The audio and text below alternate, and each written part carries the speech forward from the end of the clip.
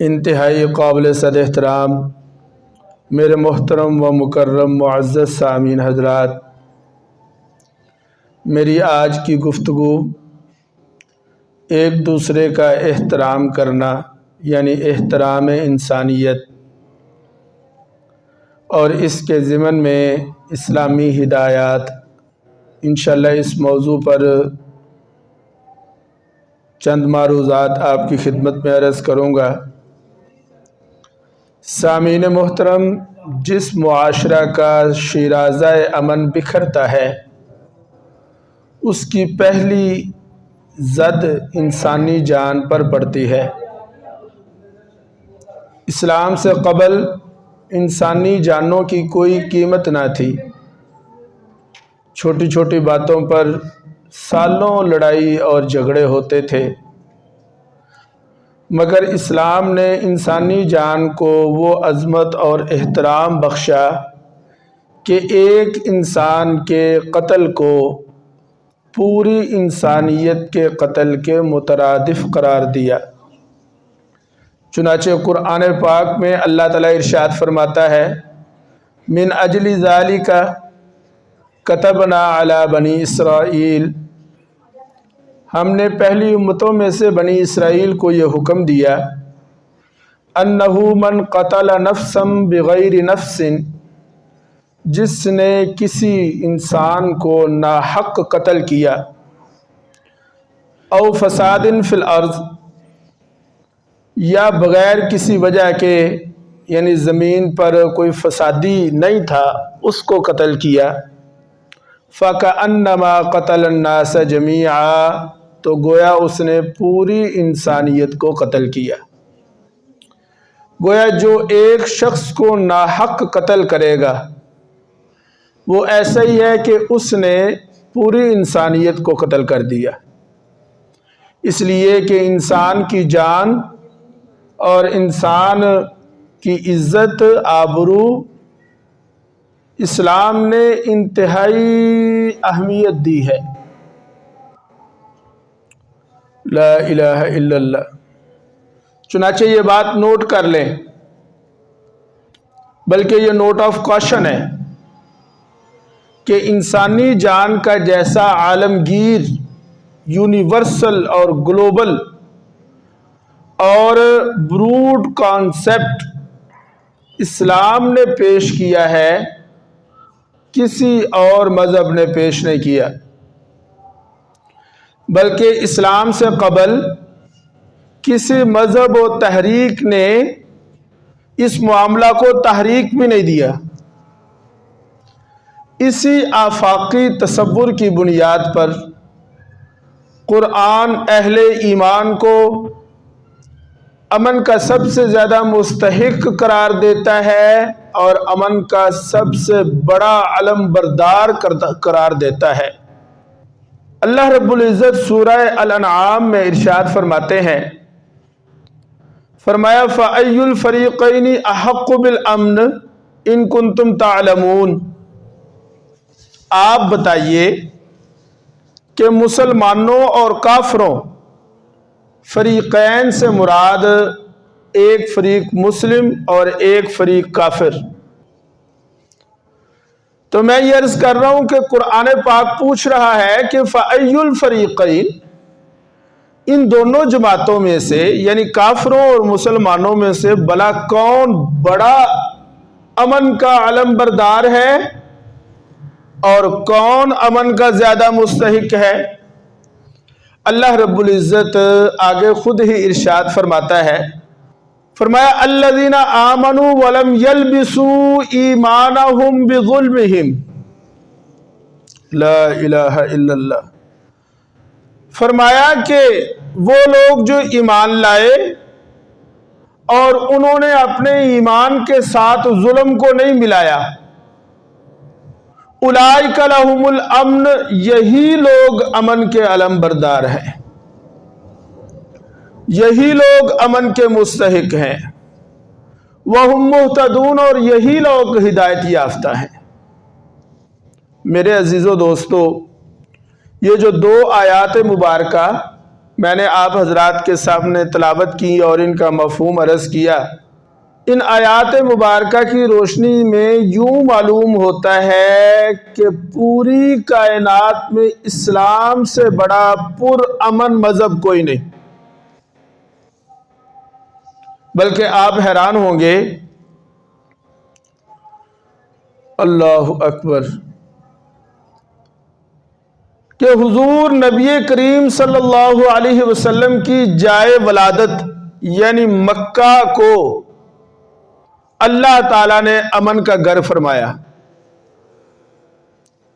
یعنی حضور نبی کریم صلی اللہ علیہ وسلم اتنے زیادہ امن کے خواہاں، اتنے زیادہ امن کے علم بردار ہیں، بلکہ میں یوں کہوں تو بے جا نہیں ہوگا کہ میرا نبی امن کا پیغمبر ہے۔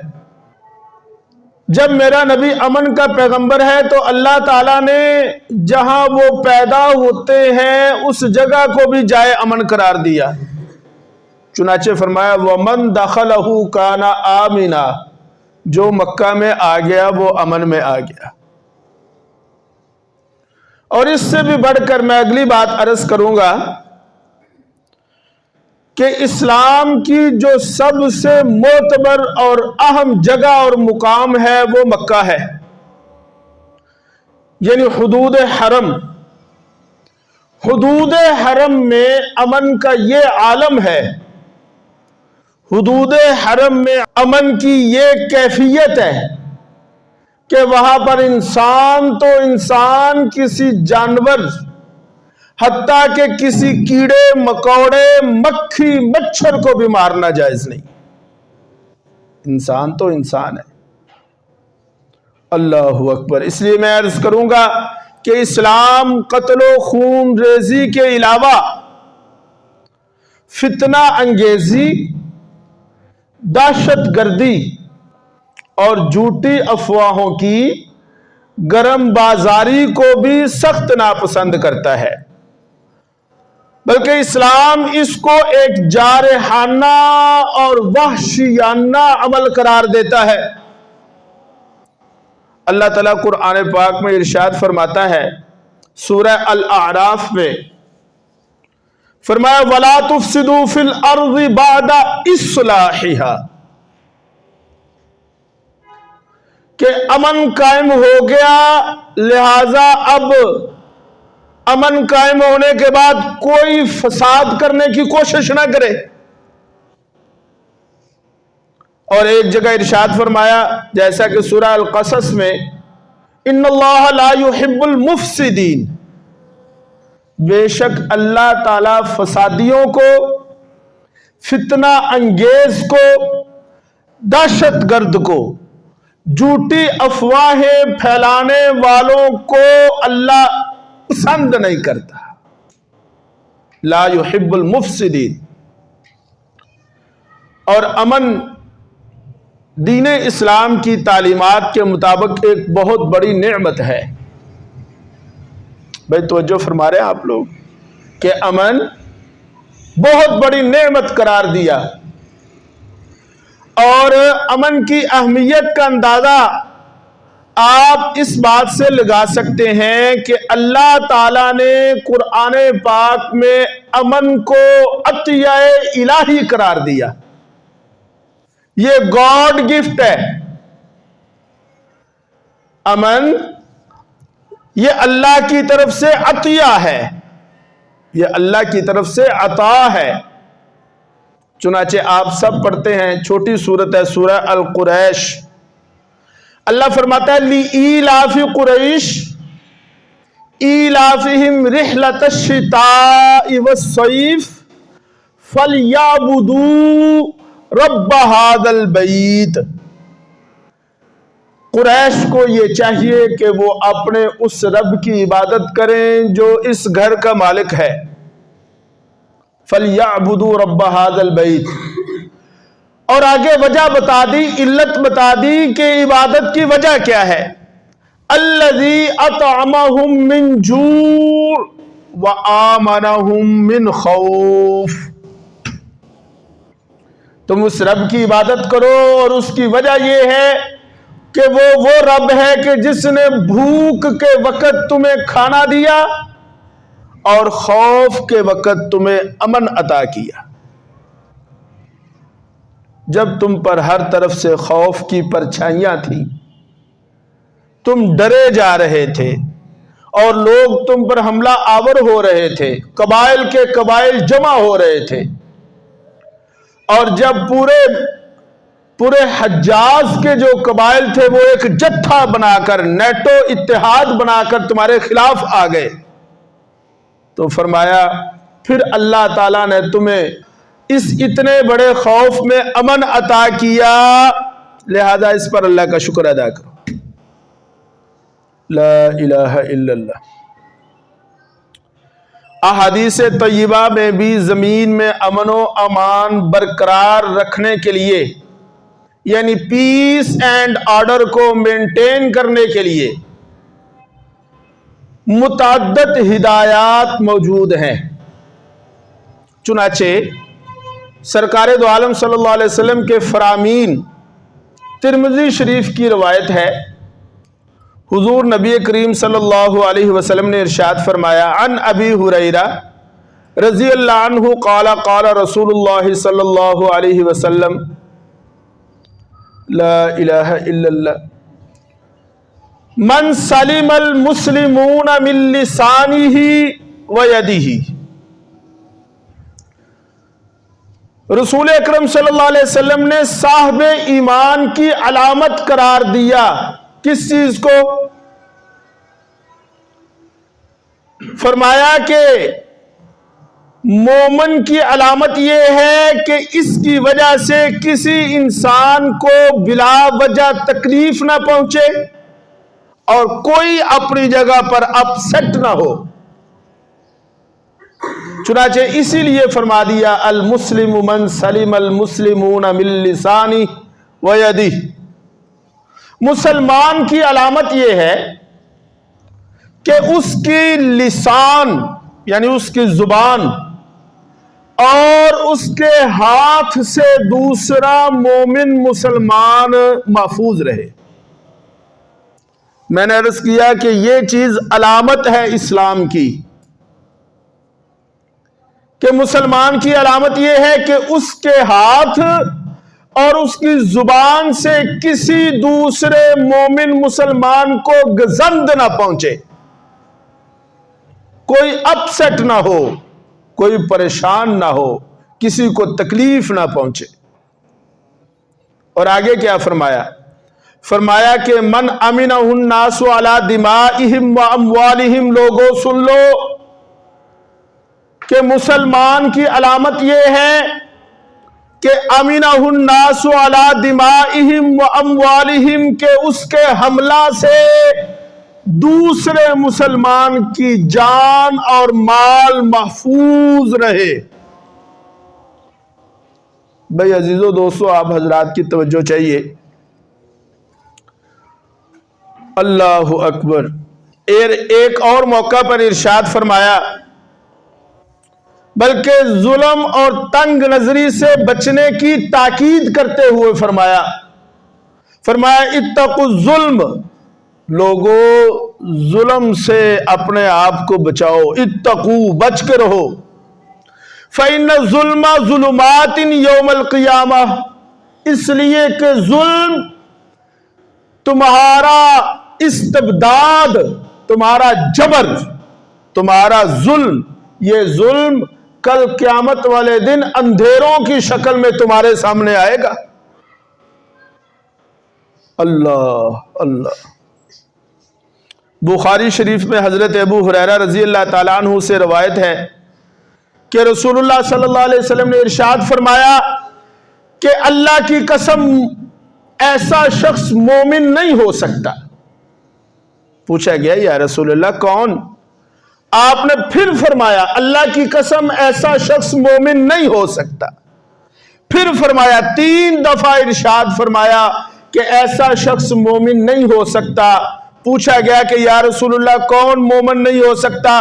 فرمایا ایسا شخص مومن نہیں ہو سکتا کہ جس کے شر سے اس کے پڑوسی محفوظ نہ رہے۔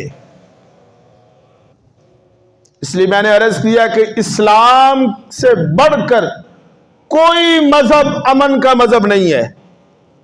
اور اسی طرح حضرت جریر ابن عبداللہ رضی اللہ تعالیٰ عنہ روایت کرتے ہیں کہ رسول اللہ صلی اللہ علیہ وسلم نے ارشاد فرمایا، لا یرحم اللہ من لا یرحم الناس، اللہ تعالیٰ ایسے بندے پر رحم نہیں کرتا جو اللہ کی مخلوق پر رحم نہیں کرتا۔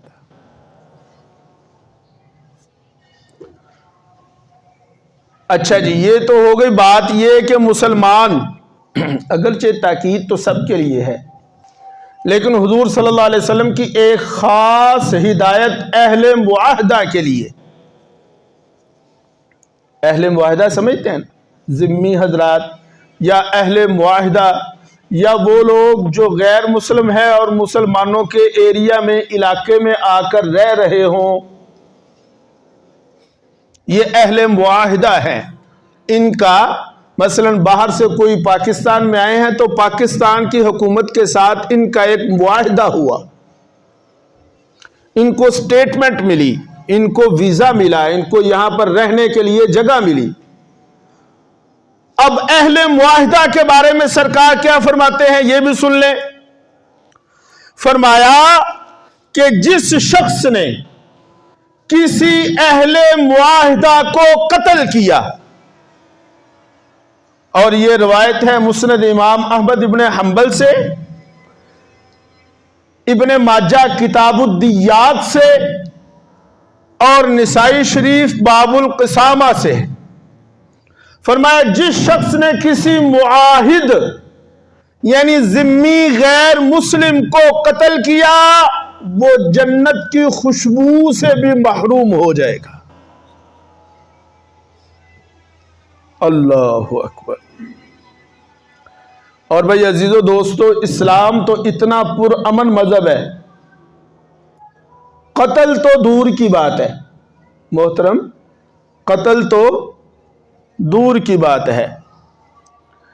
اسلحہ کے ساتھ محض کسی کی طرف اشارہ کرنا، اسلحہ کسی کی طرف کرنا، اسلحہ سے کسی کو اشارہ کرنا، اس سے بھی منع کیا۔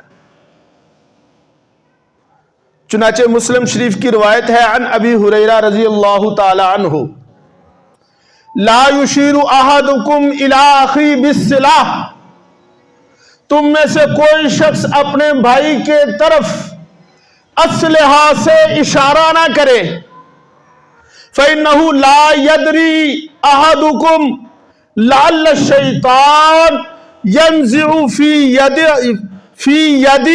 فی حفرۃ من النار۔ فرمایا تم میں سے کوئی اپنے بھائی کی طرف چھری، چاقو، خنجر، بندوق، پستول، اسلحہ اپنے بھائی کی طرف نہ کرے۔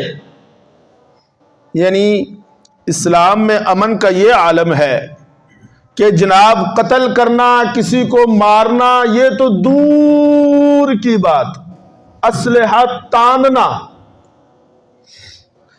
فرمایا اگر کسی نے ایسا کیا تو وہ یہ سن لے کہ ہو سکتا ہے کہ شیطان غالب آ جائے اور اس سے کوئی جرم گناہ ہو جائے، اگر ہو گیا تو تم جہنم میں جاؤ گے۔ حفرۃ من النار، حفرہ کہتے ہیں گڑھے کو، جہنم کے گڑھے میں گرو گے۔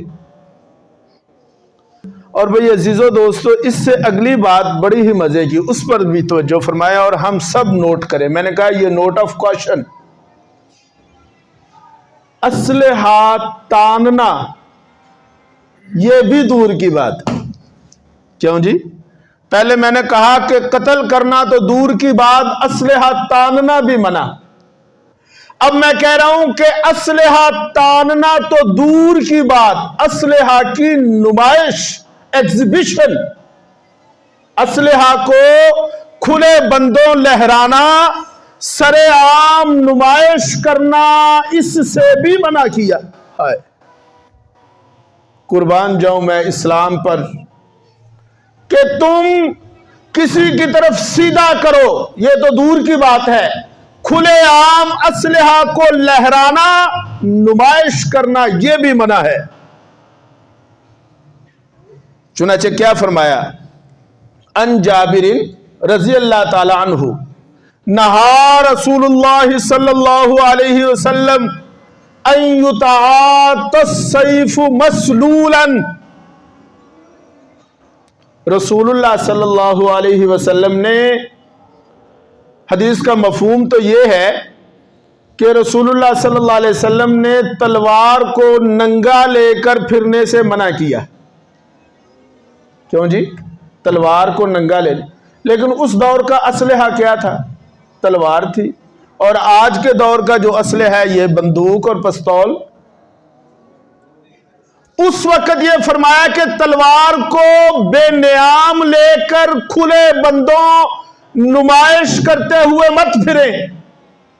آج کے ماحول میں اس کا مفہوم بالکل یہی ہوگا کہ تم اپنا اسلحہ کی نمائش مت کیا کرو۔ رسول اللہ صلی اللہ علیہ وسلم نے فرمایا ان یتعاطى، بے نیام کرنا، باہر کرنا، نمائش کرنا، رسول اللہ صلی اللہ علیہ وسلم نے اس پر نکیر فرمائی۔ تو میرے عزیزو دوستو، یہ علامات ہیں اسلام کی جو میں نے آپ کے سامنے عرض کی۔ اسلام اپنی علامات سے پہچانا جائے گا۔ کس سے پہچانا جائے گا؟ بولو یار، اسلام کی اپنی علامات ہے۔ اسلام، لہذا اسلام کو اسلام کی علامات سے پہچانے، اسلام کو اسلام کی علامات سے پہچانے۔ علامات ہوں گی تو اسلام ہوگا، علامات نہیں ہے تو اسلام، او بھائی ہر چیز علامات سے پہچانی جاتی ہے۔ میری بات آپ سمجھ رہے ہیں؟ اندھیرے میں ایک لائٹ جلتی ہوئی نظر آ رہی ہے اور ہماری طرف آ رہی ہے تو ہم کہیں گے کیا آ رہا ہے؟ بائک آ رہی ہے۔ دو لائٹیں جلتی ہوئی ہماری طرف آ رہی ہیں تو ہم کیا کہیں گے؟ کوئی بڑی گاڑی آ رہی ہے۔ علامات سے پہچانا جاتا ہے۔ اسلام کی بھی اپنی علامات ہیں، لہذا یہ بات نوٹ کر لیں اور کان کھول کر سن لیں کہ اسلام اپنی علامات سے پہچانا جائے گا۔ علامات پائی جائیں گی تو اسلام ہے، علامات نہیں پائی جائیں گی تو اسلام، بولو یار، نہیں ہے۔ لہذا یہ جو پچھلے دنوں واقعہ ہوا سیالکوٹ میں، سیالکوٹ واقعہ یقیناً قابل مذمت ہے اور بلا شبہ ظلم ہوا، ابیوز ہوا، اس میں کوئی شک نہیں، لیکن اس کے لیے آپ اسلام کو شرمندہ نہ کریں اور نہ ہی اس پر اسلام شرمندہ ہے، اس لیے کہ اسلام کسی کے فعل بد کا بالکل ذمہ دار نہیں ہے۔ اسلام کی اپنی علامات ہیں، جو اسلام کی شرائط کے مطابق چل رہا ہے وہ مسلمان ہے، اور جو اسلام کی علامات پر نہیں چل رہا، اسلام تو سراسر نصیحت، اسلام تو خیر ہی خیر، اسلام تو بشرا ہی بشرا، نصیحت ہی نصیحت۔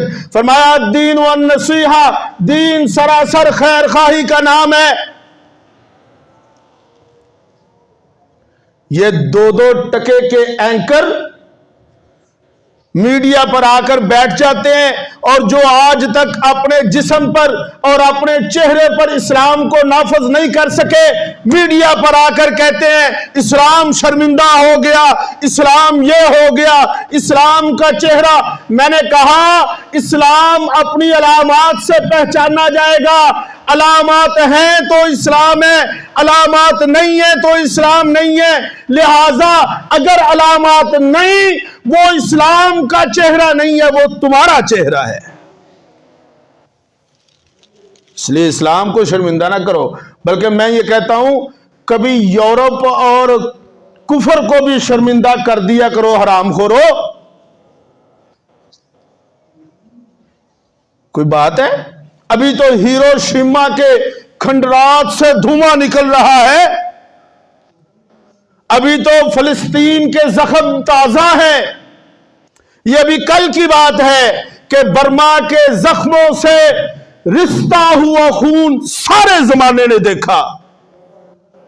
یہ کشمیر، یہ فلسطین، یہ ابو غریب جیل، یہ تورا بورا، یہ جناب فلسطین، یہ دنیا میں جو مظالم ہو رہے ہیں یہ کون کر رہے ہیں؟ کبھی کفر اور یورپ کو بھی شرمندہ کیا کرو. اور اگلی بات اور انتہائی آپ کی توجہ کے لیے، یہ راگ الاپنا چھوڑ دیں کہ مسلمان ٹھیک ہو جائے گا تو ہماری صحیح تصویر عالم میں جائے گی، اور اگر مسلمان خراب ہوگا تو ہماری رانگ امیج باہر جائے گی، لوگ مسلمانوں کو برا بھلا کہیں گے. لہذا اپنی صحیح تصویر پیش کریں تاکہ کفر اسلام سے متاثر ہو. یہ راگ الاپنا چھوڑ دے.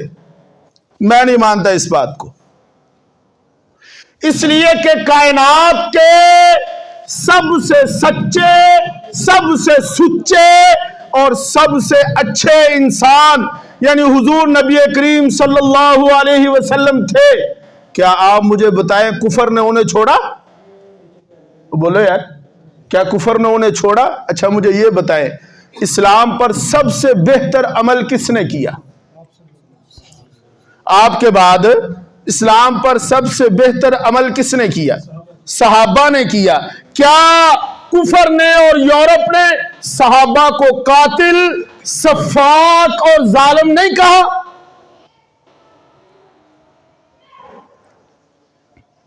اچھے بن جاؤ، اچھے بن جاؤ. سن لو، اہل مغرب کو نفرت کس سے ہے؟ اہل مغرب کو نفرت مسلمان سے نہیں، اسلام سے ہے.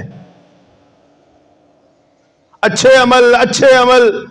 یاد رکھو، تم اچھے عمل کرو یا نہ کرو نہیں خوش ہوں گے. تم اسلام چھوڑو گے تب خوش ہوں گے.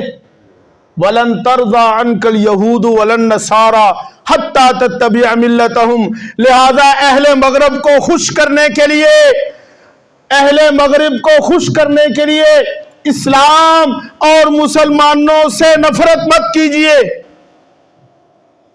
اہل مغرب کو خوش کرنے کے لیے وہ تم سے، تمہاری حرکتوں سے تم جتنے مرضی اچھے بن جاؤ، جتنے مرضی پیسفل ہو جاؤ، وہ کبھی خوش نہیں ہوں گے.